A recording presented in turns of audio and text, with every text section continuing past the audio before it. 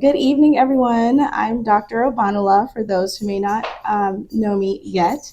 And tonight we have Jessica Dorrington. Jessica's been a pelvic floor or physical therapist, I should say, for about 24 years or so. And she actually owns, well, I call it owning, but is the director of Bethany Therapeutic Associates, which is probably one of my favorite pelvic floor PT sources for our patients. And she's been running that clinic, which is very successful, for about 21 years now. Jessica has a lovely family. She has a really good culture on her team, and she's an amazing mentor. And now I like to call her friend. So, right back at you. Thank you. So today she is gracing us with some wisdom and some information about pelvic floor and how that ties into our core and really, I guess, everything else that we do. So I'm going to give the floor to you. You can take it from there. Yeah, thank you for having me. So excited to have everybody here and just get to talk about my favorite subject and really shed a lot of light onto it, because when we look at the pelvic floor, 90% of women experiencing leakage will reduce the intensity of their workouts because of the leakage. And even more will reduce how frequently they work out. They will reduce how often they're working out or work out for shorter periods. And then they take rest breaks to go to the bathroom. And as an orthopedic physical therapist, I know how important exercise is for our overall health and our well-being. And now with pre-peri, post-menopause, I feel like that's the talk of the town these days, is that we know that strength training from the ages of 35 to 50 are the really crucial times where we can build enough strength. And we know from a cardio and bone protection, as we head in through many decades of our life, that we have to lift heavy enough, we have to exercise hard enough to be able to produce those muscle developments, our cardio developments, and then our bone. But if we're leaking every time, we don't do what we need to do, and that sets us up for not being successful in the next decade. So that's where pelvic floor really is so important. Absolutely. And so we're not alone. We can mitigate these pretty easily with pelvic health. I'm Jessica Dorrington. I have been a pelvic PT for 24 years before I couldn't even write it in the notes in insurance. There you go. There you go. I always tell people that we are a young specialty. Right? So young. So young. And before there was really a lot of research out there, but now there's becoming a lot. But I have this unique perspective because I'm also an ortho and sports PT. And I've treated a lot of Olympic and pro athletes trying to use their core and pelvic floor for performance, and then seeing the pelvic floor side of it for both men, women, and children. Because guess what? Everybody has a pelvis. Believe it or not, right?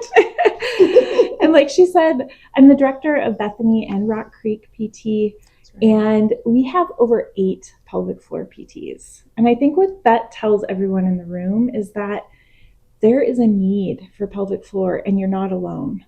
We have so many patients seeking pelvic floor now because we're beginning to get an awareness. So, and there is some really good statistics showing that pelvic floor PT is really beneficial, which is probably why you love to refer. Oh, I love it so much. We get great results when our patients come back. Right. The other piece of my bio is that I wrote a book called Strong as a Mother.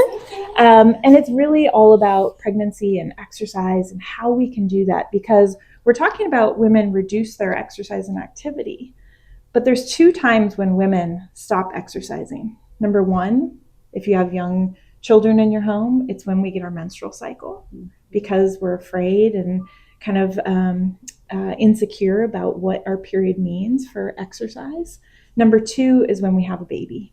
And the statistics show that only 15% of women still get enough exercise while they're pregnant. But we know if you work out while you're pregnant, you're twice as likely to get back afterwards. So the more we can do for our core and our pelvic floor during pregnancy, the more that's going to set us up to be doing the activities we love to do, like gardening for you, right? Running for me. And whatever that means for you is whatever activity you want to get back to. So what is pelvic floor? Pelvic floor, I have a hint. It's just muscles. My bicep attaches from one spot to another. My pelvic floor attaches from one spot to another. It's simply a muscle. And it's been very taboo in our culture for a long time to talk about. But really, it's no different than saying the word elbow. It's no different than saying the word knee. And the pelvic floor is one of the greatest pieces because it's the basis of our core. I have to give props to these images because in writing the book, I can give credit to Sasquatch Books. All of these images I got to work with an illustrator. Oh, nice. And we designed every muscle and every movement and made sure every single person was in the right, correct ergonomics for the exercises. So it was a lot of fun. Love that. But this picture shows how, if you look at the core, the bottom of the core, you can see at the bottom, there's a small muscle that goes from basically the tip of your tailbone to the front of your pubic bone. You can see it creates a sling around the bladder. And that is your pelvic floor muscles. It's literally the bottom of the core itself. And so for the core, there. Fantastic. You keep going. Perfect. For the core, what we've noticed for the core is it really has two functions. One, it has this role that it's part of our muscle system. It stabilizes us for balance, for strength, for power. That's why 50 to 60 pro and Olympic athletes have come to our clinic to see their core under ultrasound because we can show them how to get 2% better at their core, which means 2% more power. Yeah. So whether you're trying to jump, whether you're trying to run, as soon as the foot hits the ground reaction forces come up. They have to get stabilized in your pelvis. And that core and pelvic floor have to create that stability and then either transmit the forces back down to the ground if you're doing a squat or running, or if you're doing tennis or pickleball, then those forces have to go out through the arms. So it's that transfer of load, and that's what protects us from getting SI joint pain, getting low back pain, and getting some of the leakage that we're going to talk about, or pelvic pain as well. So they're really important from the muscular side. Yeah. And then there's everything you know from the pelvic floor side.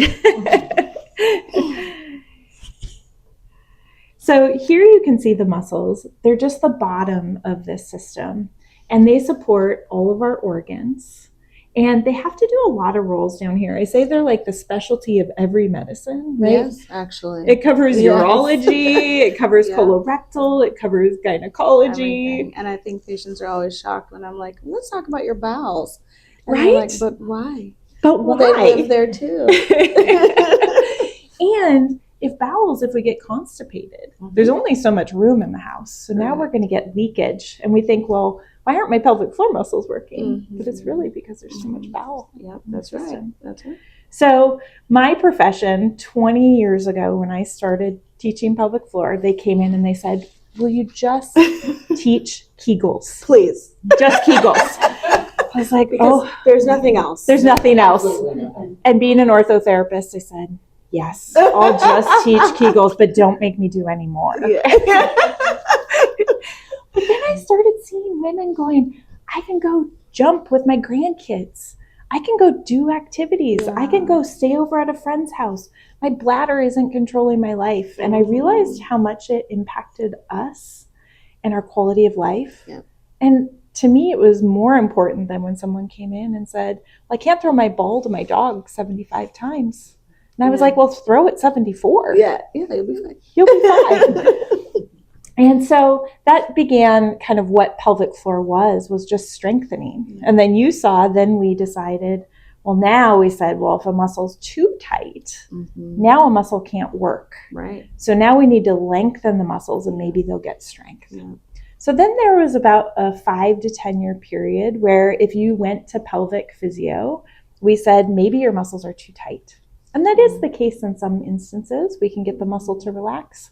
But we go, why is the muscle tight? Yeah. A muscle doesn't just get tight on its own, right? No, it doesn't. Unless you're typing like this for 8 hours, then my neck is going to get tight. Yeah. So we have to go, what are the demands on it that are too much? And that's where our profession really started to say everything that we realized your profession was Mm-hmm, doing, mm-hmm. saying The alignment came in. the Yes, alignment yes, and the yes. fascia. Mm-hmm. And you have prolapse where these organs tend to drop down into the space, and that's putting too much weight on the pelvic floor and making the muscles tighten. Mm-hmm. So our profession really caught up with you to align with what your With our profession was goals, saying. yeah. But I mean, I think it's a two-way street, right? Like Yeah. we definitely took a very, I am the doctor, I know what I'm doing. But and I always tell people that where I trained, there were only like two pelvic floor physical therapists, Mhm. and even if I brought it up, they're like, "But why would you send them there?" And I moved out here to Oregon, and there were several, like 5. And I was like, there's twice as many, and I just loved seeing the blossoming of it, Right. because we knew we needed it, Yeah. And so now when I'm like, let me tell you about how you can decrease your chance of surgery by like 40%. Let me send you, just go, So I love the growth. Yeah. I love it. So. Yeah. It is. I've watched it in my company as well. We were the first in our company to do pelvic floor. We have 63 just in my company alone now. Oh, wow, nice. In the Pacific Northwest. And that Very just nice. shows you there's so much more access to the knowledge, and people are really sharing the knowledge. Yes. And so it's really been nice to see. But when I was writing the book, you'll love this. Mm-hmm. I used to always say only 26% of women seek out healthcare for their pelvic floor. Yeah. And when you've been saying something professionally for a long time, when you're going to put ink to pen or pen to paper, you go, I better make sure that statistic is still right. It moved up to 38%. Oh, okay. So we're on our way. Yes. And maybe with some more collaborations like this, we'll see more of that coming. I mean, I think like the work that we do lets women know, like, which is what I always say, with no suffering in silence, like no more, Yes. And women are very good at advocacy if you will only allow them, right? They're so used to advocating for their kids, for their partners. And what our specialties are saying is that you have to advocate for yourself. Yeah. If you're not going to advocate for yourself, whether you like it or not, you can't advocate for those who you think you want to put first, right? And so one way or another, the woman is at the core of that. And so I think when they come in and they're like, is this a whole specialty? And I'm like, yes. And it's dedicated to you, right? And that empowers, and it makes them say, well, actually, this also is an issue, right? Can I talk about that here? And to be able to give them that space is amazing. It's very rewarding work. And I also feel like when we extend that to our friends in the community, like pelvic floor, like occupational, like all of these other specialties, who for a while didn't think it was worth the time, now you're opening eyes and you're opening minds, and women are like, there are options. I do not have to live this way, right? So. And things like this, we just hope you'll hear some of these and say, well, maybe that is me. I have some of those symptoms. Exactly. So, and that's the same thing with why we wrote the book, is now you have knowledge is power, and you can go ask your physician and say, I think this sounds like me. Could this be something that I have? Because we have more knowledge to advocate for ourselves. Yeah. Now, I don't know where your slides are taking you, but can we just pause and just talk about this book for just a moment? Sure. Okay. Okay, so I love this book. First of all, I love Jessica because of just her personality. You can tell already that she's just open. She's an open book. A lot of transparency. But I'm the mom of 3 kids, and I did not have a resource like this. And when she told me she was writing it, I knew it was going to be great. Okay, I said, how is this gonna look? I'm so excited. Do you remember? I was like, so when does it come out? And can I put it in my office? But the book does not disappoint. Okay, it really doesn't. And the reason why I like this source is because we're busy. Okay, it's not fine print. You can get through it. That's to me, I'm a visual person. That's the first thing. And being a visual person and living in a visual society, there's a lot of imagery to keep you engaged, so that you learn what you need to learn about your body. And you're learning it in a time of life when a lot of people are focused more on the person you're growing than the body you're trying to protect. And again, this is permission to take care of yourself, right? What I love the most is that a lot of my women who are past reproductive years, I come out here to get them, and they are deep in this book. They are like, so if someone had told me how to, but it's still knowledge. Mm-hmm. And they share it with their friends and their daughters and their granddaughters. So I just encourage everyone to check out this book. I'm legit proud of this piece of work, and it's here in the office, but I encourage everyone to get a copy. Hopefully you know someone who would like to be pregnant one day. And so reach out to them, and this is the best. What is it? What is the book called? Getting pregnant. What's that? What was that? What to expect when you're expecting. What to expect when you're expecting that. That's the book I told no one to get me. This is the best book. Like, this should replace. Okay, I'm done. Oh, right. You're amazing. So that was my aside, but good work. Once postpartum, always postpartum. Yes, so absolutely. All the information in here is all the things about pelvic health 100%. And how to do pelvic floor exercises, what those symptoms might look like. So we try to pepper in everything. It's not just about pregnancy. And truth be told, all the exercises are my favorite exercises to get someone back really strong and healthy in a graduated way. So I told my publisher we need to create the next one called Strong as a Woman. And just take out the pregnancy part, because that's really what this book is about, is being strong as a woman, regardless of what decade of life we're in. I love that. But so back to the slides. Okay. They're probably the most boring part. But, some of the symptoms, as we were talking about, to advocate is when you think about the pelvic floor muscles, you can see that they sling around. And if you can hand me the pelvic floor model, if you see the pelvic floor, they are literally just a group of muscles that you can see. And do you want to turn on? You can see that? Yeah, we can see it, yeah. So they're a group of muscles, and the deepest layer of muscles looks like a hammock. Right? Yeah. And their job is, they're called levator ani, to lift the anus. Right? You can see they're lifting up. Oh my God, levator ani. Levator ani, lift the anus. Never put that together. Thank you. Thank you. All those Latin terms, right?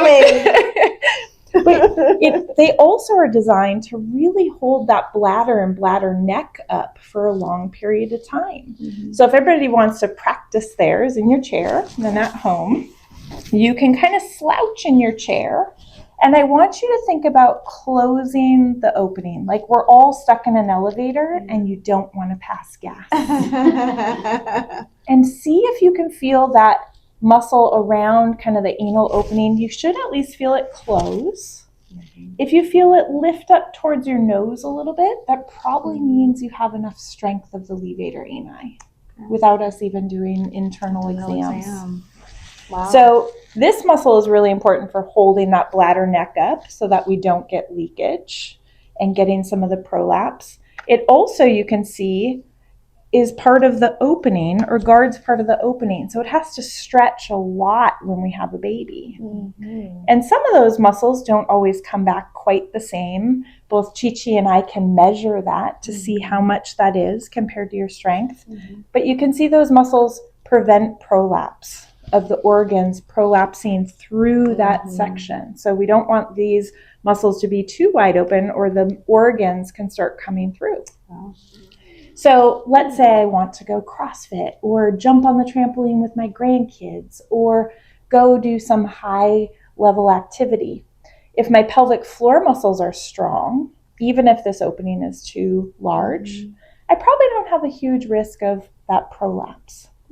But if my pelvic floor muscles are weak and that's largely open, I might tell someone to say, you know what, maybe let's stick to moderate activity instead of high level activity until we can get strong enough, or until you can go see Chi-Chi and either do consults of surgery to help with that, or pessaries, which I call them an ankle brace.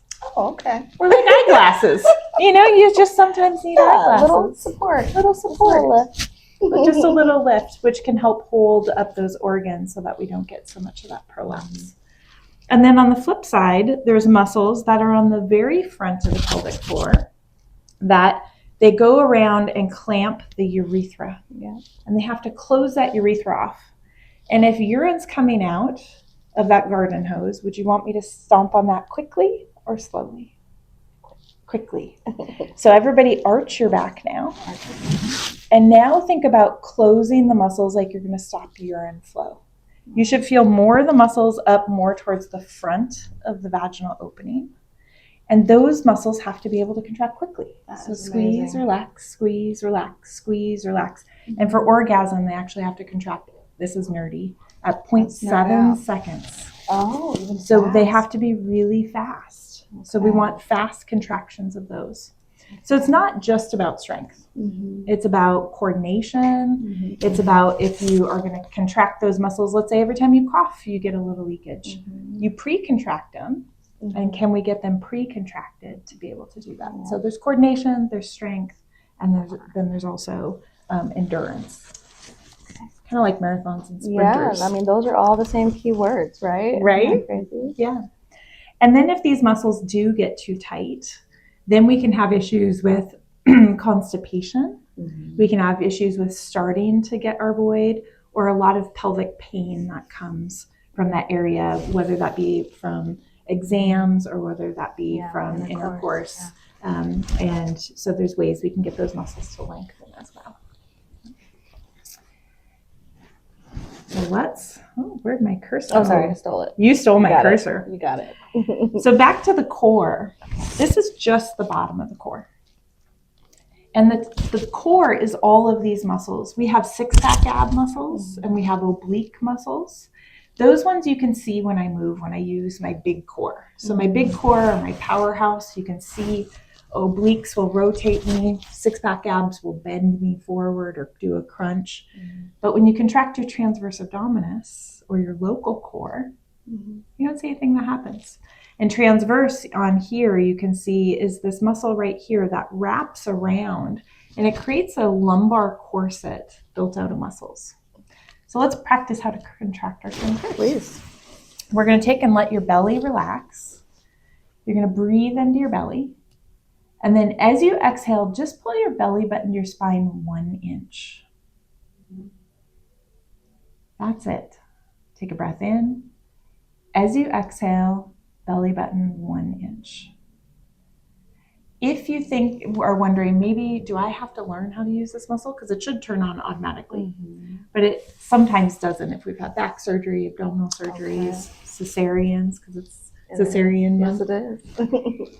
Sometimes that muscle won't turn on automatically. So if you're standing on one leg and you lift one leg up, and then you do one of those contractions again and see, does it make it feel easier? Then you might need to learn and spend some time working on your transverse abdominis. Interesting.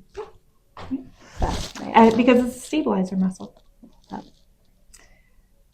Okay. So the other thing we will talk about is whoever's stronger wins. Okay. This is where your testing really comes in. But when we look at the bladder and we say, I have incontinence issues, it's not just the pelvic floor. Because this pelvic floor sits in an entire system. And inside the abdomen, there's a pressure. So if I cough and I cough downward, I put a lot of pressure down in my abdomen, which puts a lot of pressure to squeeze on my bladder, which then puts a lot of pressure on my pelvic floor. And it's whoever stronger wins. If the pressure from above was more than what my pelvic floor could do, who wins? I leak, right? The leakage. So you can minimize that by, if you do a cough, you lift your head up and then cough. Or if you're going to sneeze upward. Now you don't get all that intra-abdominal pressure on. Or you'll hear people talk about breathing as part of the pelvic floor. Research shows it doesn't coordinate quite as much as we thought with the diaphragm and the pelvic floor. We used to think they really were in sync with each other. But really what we're finding is if you blow as you go, so as you're standing up, you're exhaling, you're moving some of that abdominal pressure out. Wow. Okay. Likewise, if you want to lift weights and lift heavy, but you're feeling prolapse symptoms or incontinence, if you lie on your back and do a bench press, there's less abdomen pressure. Okay. If you lie on your back and do bench or biceps curls or anything lying down or crunches, there's less pressure on the pelvic floor. So we can get by with a lot of exercises that really get us strong without getting some of the leakage. there's ways around it all. Fascinating. Right. Fascinating. I love that. And then the other thing that happens, so we talk about whoever's strongest wins on the bottom. This is where my profession's catching up to you. Mm-hmm. We know the muscles and the sphincters control the pressure on the bottom. Mm-hmm. We also know how important hormones are now, Mm-hmm. because hormones impact the urethra and how much plump the urethra is. And so vaginal estrogen, talking to your doctor about getting estrogen can really be a key component. And pelvic PTs are actually screening for that now. We're looking for derm and really looking at saying, is this person somebody who should go back and see their physician? Because maybe it's not the muscles. Yeah. And maybe it's more the hormones as a component. Very nice. Yep. Now, if you really want to check and see if your pelvic floor is strong enough, and maybe it's not muscle, go home. You can do a urine stop test. So, largest void of the day for most of us. That's after First thing in the morning. And after maybe your morning coffee. Oh yeah, because you're a coffee drinker. Oh. I am. So maybe there's 2 in the morning. One when you wake up and one after all the loads of coffee. I know that's true for me. But so fill that bladder up, go to the bathroom and go for 3 seconds and then start a stopwatch and see how long does it take you to stop the urine. And if it takes you more than 3 seconds, your pelvic floor muscles are probably not strong enough. Interesting. So then you can start working on pelvic floor strengthening. Yeah. And pelvic floor strengthening is a great place to start. You just learned how to do the muscles tonight. Yeah. But the problem with it is that we know that doing a home program, we will only get about 17% better. So if you try Kegels for 12 weeks at home, it takes 12 weeks to build any muscle strength. Right. Once we commit to the gym, we have to commit for 12 weeks. And if we start over, it's like my kids on Duolingo. You know, they like practice Spanish for like 2 weeks and then they stop for 4 months. You're back to square one. You have to start over. Hola. Hola. How do you say pelvic floor in Spanish? I don't think I know that one. I'll have to find that one out. But we can look at the strengthening, and you might get about 17% better by doing them at home. But if you don't, that doesn't mean you failed pelvic health PT. It just means maybe you need to go in for in-person sessions, because the research shows you'll get about 60 to 75% better doing supervised, but it has to be for 12 weeks. So I'll see a patient, you know, they'll come in for 3-4 visits and say, okay, now is the most important time. We can't stop. So, and is that weekly? It is weekly. Ideally, right? Yeah, it is ideally weekly. And we have biofeedback machines we can hook up so you can see the measurement of the activity. We have ultrasounds, we can see the muscles, and then we do visual and internal exams to really help guide and cue and progress the exercises appropriately. Would you be able to grab my charger in my bag? Because I think we're going to lose. Just thank you. And then the other key about pelvic floor is we just all talked about it. And when I give large presentations like this, 1 in 4 people cannot understand a pelvic floor with verbal cueing. 1 in 4. Okay, actually, I know exactly what you mean, because I try to have them do it on exam, and they're always surprised. But I'm like, we didn't move anything. And then you have to kind of give them some different cues that work for them. Now I do on their pelvic exam. I'm already kind of feeling the muscles, and I'll actually see if I can put, kind of almost pinch the levator and say, what about this muscle? And then they're able to actually move the right space. And they're like, oh, I've been doing the Kegel the wrong way. I've been doing it the wrong way. We'll do like a quick stretch on the muscle as well. Or with our pediatric patients. We will actually... We'll work on stimulating the anal wink reflex. With a Q-tip. With a Q-tip, or we have fun little like alligator vibrators and things that, like a facial stimulator almost. and you get that working, and all of a sudden they're like, oh, that's what the muscle is. Interesting. So Okay. there's lots of different cues and ways that people can learn, and everybody learns differently. So that's great. Wow. Okay. Saved by the day there. Yes, thank you, Fiona. And here's exactly what you were talking about is 40% get better. Yeah. And that's really what the research is now saying is anywhere from 40 to 50% are cured, not just improved, cured with just pelvic floor PT. Yes. And there's no side effects. No, other than maybe missed work. I understand that. But to be cured, I mean, that's worth it. To never have to come see me again about this problem, that's worth it. And if not, I would tell people, well, start it, book your appointment. Yeah. And then at least you'll know, and it's almost like prehab, you'll know your muscles are as strong as they can be to hold up whether you need a bladder suspension surgery. Yeah. Now you've got the muscles holding that bladder up as best we can to make the surgical outcomes better. Yeah. So now you've got the awareness around it. It's really powerful. And I do, one of the reasons why we keep our preferred list, unfortunately, all PT is not created equally. That is true. So we try to send people to places like Bethany so that we know that those 12 weeks are well spent. Yeah. Right. Yeah. Yeah. And I think the biggest thing for that is looking for credentials. As pelvic PTs, we can go to a 1 weekend course and say we specialize in pelvic health. Okay.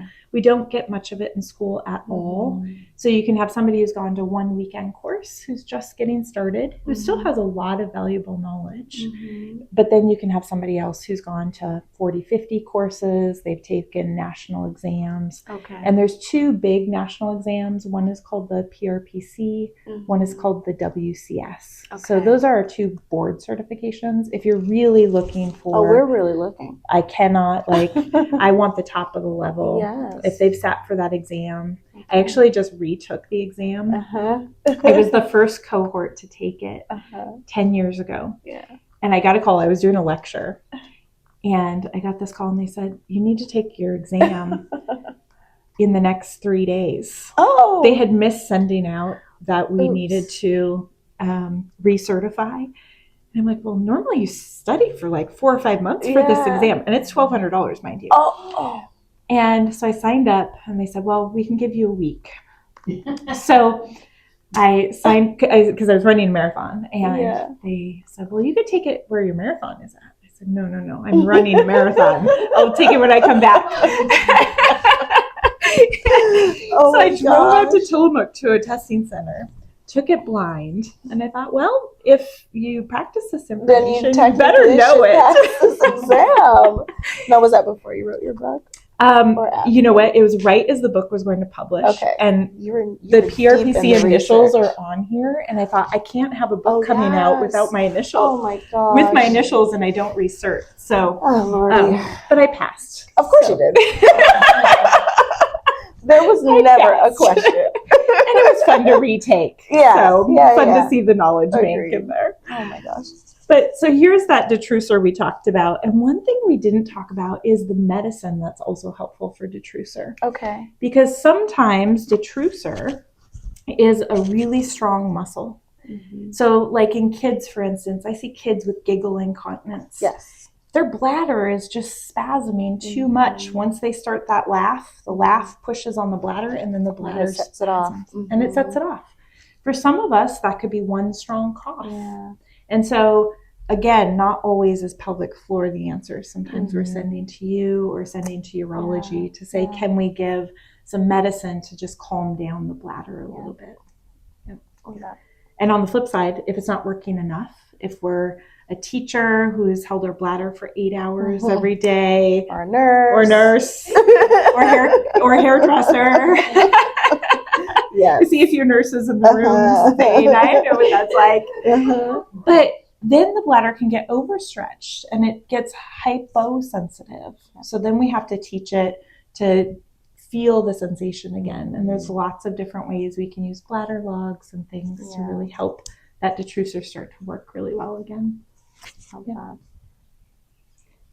Okay. And then here we're just showing the prolapse. So you can see how that bladder is starting to drop in a little bit. You can see the uterus is dropping a little bit, and the rectum is dropping in. And there's lots of ways we can do that. Most of them we're sending over to you for pessary or for consult for surgery. Yeah. Is there anything you want to mention about prolapses? No. No. Well, I think you've done a great job, and I love the visual that you bring, especially for patients.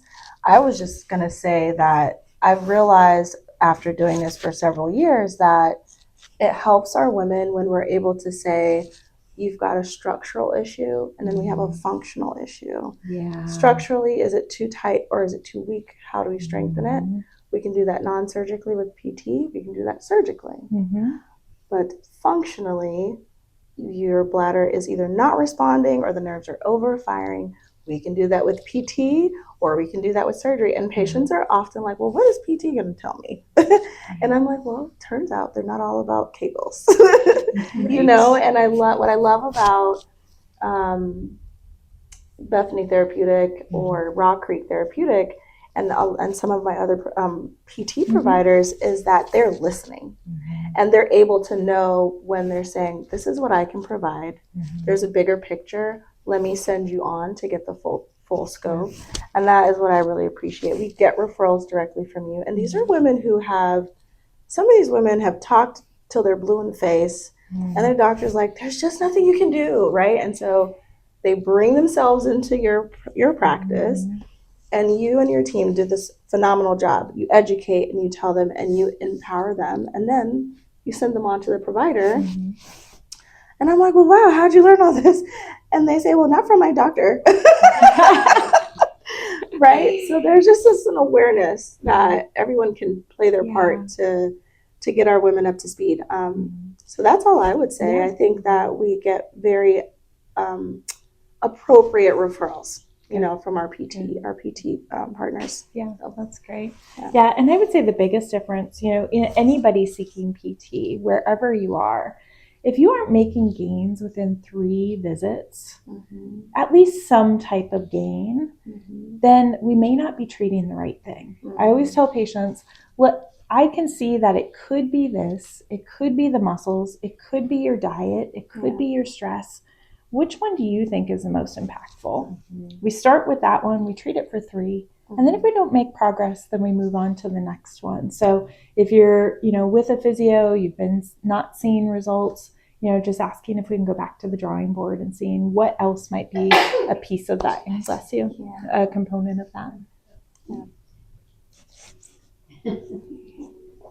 And then the abdomen. So one of the things I was so excited about writing the book and being here tonight is breaking some of the myths that are out there in pelvic health. So we have a myth about the diastasis recti. You can see the muscles on the right-hand side where your 6-pack ab muscles have separated. And we call it a diastasis recti. And so much so that they did a study in Australia. I don't know if you ever heard this. They were recruiting for women on Instagram, and they said, if you have a diastasis recti, we'd like you to be part of the study. 72% of the women thought they had a diastasis and didn't. They self-selected thinking they had a diastasis. And we've seen this in our clinic. We didn't jump on the diastasis recti bandwagon too much because I've had an ultrasound for 15 years. And every time I put the ultrasound on, I go, well, yes, the muscles are a diastasis, but there's this good posterior band of fascia underneath. There you go. They can transfer load. Let's just contract their transverse and move on to their 6-pack abs. And that's the way we practice. Well, now the newest research says we're trying to get away from calling it a diastasis recti because it's just an interrecti distance. The distance between the rectus abdominis muscles has gotten larger. And it gets larger in those of us who are hypermobile. So if we're more bendy, then we can do party tricks. If we have the less collagen in our muscles. But it doesn't necessarily, like you said, function versus muscles. Even though those muscles are further apart, it doesn't mean that they're causing an issue with function. And Right. so really, if anybody's been to pelvic physio in the last 20 years, told they couldn't plank, told they couldn't do sit-ups because of it, really the muscle that brings them back together, it's the six-pack abs. Oh, there you go. So we have to plank, we have to do crunches during pregnancy and postpartum to prevent it from getting bigger during pregnancy, and then to bring it back postpartum. And we're starting that as early as 3 to 4 weeks postpartum. Oh, lovely. Wow, okay. And then I put a picture on here because it's Cesarean Awareness Month. Yes. And scar tissue can really impede how our muscles function, whether that's a vaginal scar, whether that's a cesarean scar. I always use my finger as an example, but if I hold my finger up and I lift the skin, now I can't bend my finger fully. There's nothing wrong with my finger. There's nothing wrong with my joints. It's that the skin isn't allowing it to do it. Wow. And so that's how impactful scar tissue can be. And it's really important to have manual hands-on work in pelvic physio as well. Yeah. Fascinating. And then the myth of, I get this all the time, I don't know about you, but I say, well, let's do some pelvic floor to help with your incontinence. And they'll say, oh, I'm too old, honey. I'm past that. Oh, yes. It's always a honey afterwards. Of course. I'm too old, honey. It's our sweet ladies that come here. And it doesn't matter how many babies you've had. It doesn't matter if you're overweight. I've also heard people say, well, my doctor told me I just need to lose weight. There's that part. Yeah, I break that myth all the time, actually. And so pelvic floor can help everybody. And I have a picture on here because everybody has a pelvis. It's for men, it's for women, and it's for children. There you go.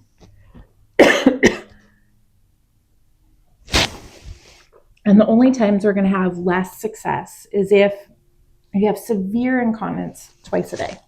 Okay. So if you're standing up and gushing your pants twice a day, that probably means you need to see Chi-Chi and not come into my office. Or if on first cough, see, I did that purposely. Oh, did you? I could tell. It was definitely purposeful. Like my 6-year-old. Right. But if on first cough we're getting leakage, that also shows that our pelvic floor sphincter muscles are really weak. And so we may not have as good of a prognosis. So coming into pelvic PT, we say we may not get as much better. Okay. The same thing as if we have leakage with intercourse. Just because we're already laying on our back, there's not a lot of abdomen pressure. And so that leakage is going to tell us that maybe also we may not have as much benefit and gains. Okay. And then 8 times more likely to be cured or improved with pelvic training. I mean, I just think that's, isn't that dynamite? It's just such a mighty tool to have. Yeah. I hope the people in Atlanta have more PT. And if you don't, come to Oregon. Yeah, come to Oregon or DM me. We'll find you somebody. And this is the other big myth. You know, we see a lot of pregnant and postpartum patients in our clinic, and they go, well, I'm leaking, but, you know, I'm still nursing. It's normal. And we now know if you're still leaking at 12 weeks, so once you've hit the end of the 4th trimester, if you're still leaking at the end of those 12 weeks, in 5 years, you're still going to be leaking. Wow. And so really talk about advocating as moms. That is the time. That's the time to take care of it. To learn more and find out. Exactly. Yeah. Exactly. You just have to, someone has to watch the baby, and you got to pump before the appointment, but that's okay. Our babies come to our appointments. Same here. Clinic. Like, we love it. Yeah. We run a bump to baby program at our clinic. We've been doing it for almost 20 years. Yeah. And we see them as soon as they get pregnant. We help guide their exercise. We teach them birthing preference plans. And then we see them at 3 weeks postpartum. Wow. And they come in and they bring their babies. And COVID, I couldn't hold babies, but now I get to hold babies again, so which is really fun. So exciting. Got to do it before they go back to work, right? So what is pelvic floor PT? I get asked this question all the time. And the question really is, what is pelvic floor PT?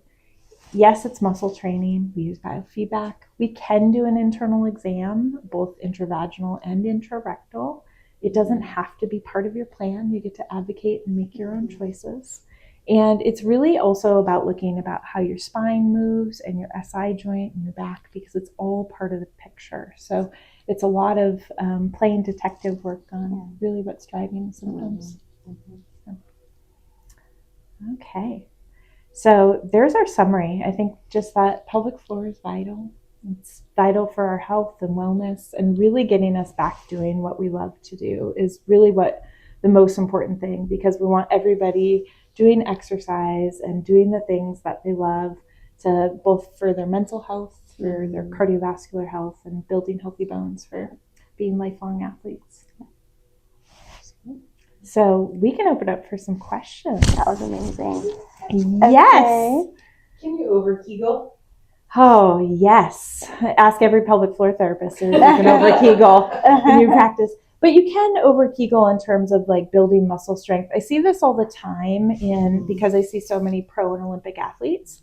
Their pelvic floor muscles are super strong. And you would think if you did an internal exam, you would say, oh, they're actually too tight, but they're not causing dysfunction. So I think it really is about, a muscle will always take the force of the demands you put on it. No different than if I go and run a lot and my calves get really big. There's nothing wrong with my calf being too big. And for a while we thought those muscles, if they were hypertrophic or hypertrophied, that maybe that was a dysfunction. But if they're not causing symptoms, then I would say it's okay with where they are. If they can't get those muscles to contract and relax and use both movement patterns, then it becomes dysfunctional. Any other questions? Should I only Kegel when I'm on the toilet? Oh, this is a great question. Kegeling on the toilet, there's a lot of information about how long our urethra is. So you heard me say that urine stop test. I think we're going to find research soon shows us it doesn't cause bacterial infections, but as of right now, we don't have the research. And so you can do the urine stop test once every now and again. But until we have that research, when you Kegel on the toilet, urine's starting to come down. And then once you Kegel, the thought is urine might be going, touch the outside surface, go back up into the bladder and cause an infection. And for people with a penis or people who have a longer urethra, that's not a concern. But for those of us with a vagina, that has been kind of the antidote. So it's saying, try it on the toilet then, but then try and do it more in lying on your back, sitting and standing and functional movements. Behind the driver's seat. Yes, behind the driver's seat. Yes. Anywhere you can remember to do it consistently for 12 weeks. Yeah, great. So for our athletes who are worried about stress incontinence from the amount of impact on their pelvic floor, my thought is to have them do things like Pilates and bar on their off days. What do you think about what they should do to protect their floor? Is that the right advice for them? Yeah. So first of all, if someone leaks before they've had a baby, they are more likely to leak later in life. So any athlete, it used to be worn as a badge of honor, or people would think it's normal, I'm just pushing so hard at the end. That actually shows that they probably have pelvic floor dysfunction, and later in life, they're 50% more likely to leak. Now, they've rated on different sports of who gets most leakage. And the ball sports, track and field athletes, and gymnastics, a lot of the ballistic movements can be up to about 50 to 75 or 80% can get leakage during those time frames. And unfortunately, bar and Pilates, they strengthen more of the external, those big core muscles that I was talking about. When they ask a powerhouse, they're getting some of the internal, but when we watch on the ultrasound, they're actually getting a lot of obliques, which push down on the bladder and push down. So it's strengthening their outer core, but they really do have to strengthen more the transverse abdominis and the pelvic floor. And the pro athletes that come see me, even we'll go away from strengthening that for a while. 6 months later, we'll go, oh, we need to re-engage pelvic floor and transverse training. So really looking at the smaller muscles. Yep, great question. Well, I feel like I have so many more questions for you. We could probably sit here all night and Um, chat. Again, we'll do it again. Absolutely. But thank you so much for thank coming. you. And I just love that you're so research oriented and yet still so personable, and you make it so relatable. So we appreciate you. Well, and thank you for everything in the community. I mean, your space is beautiful, and it's just an honor to work alongside you in the community and really giving opportunities like this where we get to share the knowledge. Yes, thank you. Yes. All right, till next time, guys. Okay.